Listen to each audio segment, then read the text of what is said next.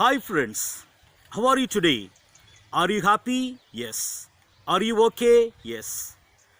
Today I'm going to teach you everything I need to know I learned in the forest, written by Vandana Shiva, born in the year 1952. She wrote this article for the issue titled What Would Nature Do? Winter 2012 of Yes Magazine. She is an internationally renowned activist for biodiversity and against corporate globalization, and author of Stolen Harvest, The Hijacking of Global Food Supply, Earth Democracy, Justice, Sustainability and Peace, Soil Not Oil, and Staying Alive. In the first part of the lesson, she speaks about her ecological journey. She says she started her ecological journey in Himalayan region. It is because of the partition of India and Pakistan. Her parents went and settled in Himalaya region. Her father was a forest conservator. Mother was a farmer. She joined Chipko movement in the year 1970 and protested against the loggers who wanted to cut down the trees from Himalayan region. The peasant women from Garhwal region knew about the effects of deforestation as it leads to floods and scarcity of food and water. Being in Chipko movement, she conducted many padayatras, walking pilgrimages against deforestation and spread the message of Chipko. One of the dramatic Chipko action took place in the Himalayan village of Advani in the year 1977, when a village woman named Bachni Devi led resistance against her own husband, who had obtained a contract to cut trees. When officials arrived at the forest, the women held up lighted lanterns, although it was a broad daylight. The foresters asked them to explain. The women replied, "We have come to teach you forestry." He retorted, "You foolish women, how can you prevent tree felling by those who know the value of the forest? Do you know what forests bear? They produce profit and resin and timber."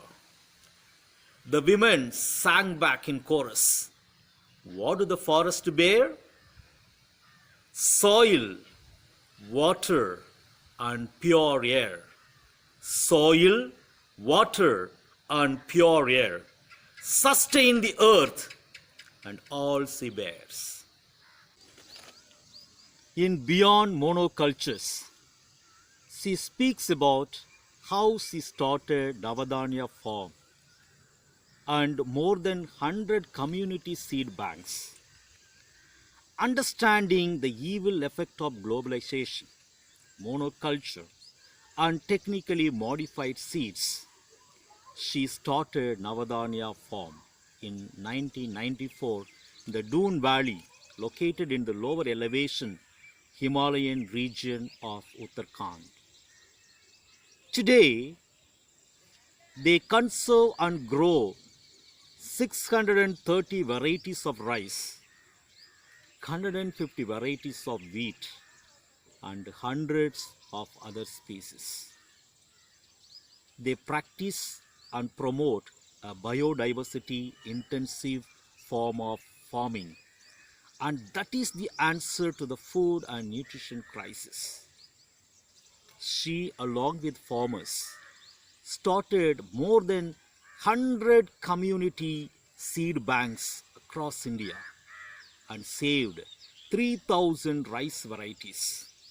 They also educated farmers not to use chemical-based fertilizers, rather nature-based manure which will nourish the soil and Mother Earth.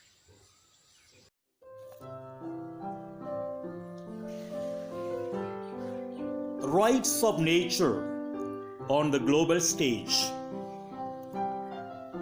Under this topic, Vandana Shiva speaks about two countries from South America.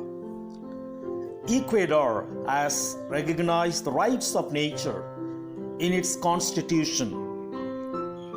Bolivia organized a conference on harmony with nature as part of Earth Day celebrations. The UN Secretary General's report, Harmony with Nature, says, if we destroy nature, the nature will destroy us. Kama Kalinen, a South African environmentalist, says, the world joined the anti-apartheid movement to end the violent separation of people on the basis of color. Similarly, we all as one family come together to protect the Mother Earth. We should not separate ourselves from the nature and should not exploit it. The Dead Earth Worldview. Under this topic, Vandana Shiva speaks about Terra Madre, Mother Earth. The giving Mother Earth, the living Mother Earth becomes terra nullius, the empty land, ready for occupation regardless of the presence of indigenous people. In simple terms, ready for the industries to start their business. Francis Bacon, the father of modern science, says, science has the power to conquer and subdue the Mother Earth, to shake her to her foundations. Caroline Merchant says, scientific revolution and the capitalists replace the nurturing Mother Earth into dead and manipulable matter.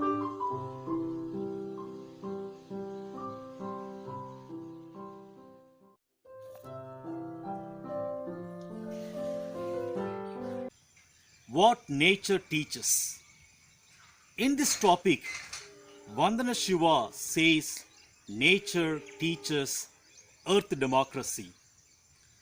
Earth democracy is a shift from anthropocentrism to ecocentrism. She also speaks about Earth University, which is located in Navadanya, gives two popular courses. One is the A to Z of organic farming and agroecology. The second one is Gandhi and globalization. The poetry of the forest. Under this topic, Vandana Shiva says the Earth University is inspired by Rabindranath Tagore. He started a learning center in Santiniketan, West Bengal. Today, just as in Tagore's time, we need to turn to nature and the forest for lessons in freedom. In his essay Tapovan, Forest of Purity, he speaks about the intellectual evolution of man, unity in diversity, democratic pluralism, etc.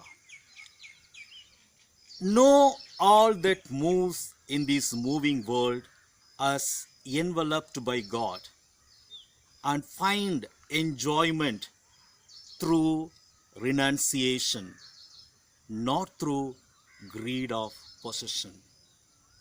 Here, Tagore says we should put an end to our greediness. We should be able to say enough and share the nature with the other living creatures. Thank you.